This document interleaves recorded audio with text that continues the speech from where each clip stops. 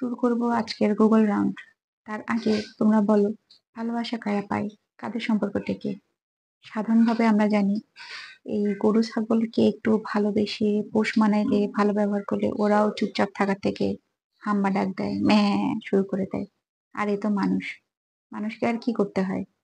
ছেলেরা মনে করে মেয়েদের দামি দামি গিফট করলে, রেস্টুরেন্টে খাওয়ায়, বিল দিলে, ওই সারাক্ষণ ফোনে হ্যালো জান বললেই পটে যায়। আর মেয়েরা মনে করে সুন্দরী স্লিম থাকলেই ছেলেরা পটে যায়।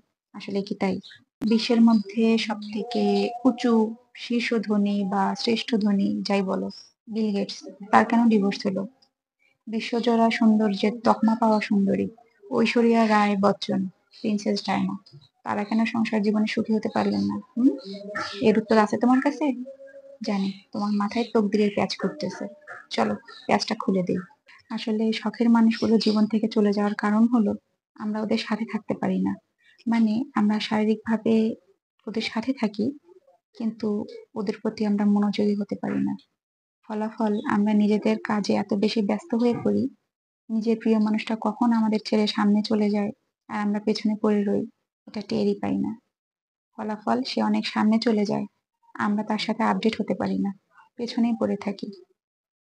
এভাবে আমরা তো নিজের সাফল্য অর্জন করে ফেলি, কিন্তু এই সাফল্য সেলিব্রেট করার জন্য প্রিয় মানুষটাকে আর কাছে পাই না। Bitter truth.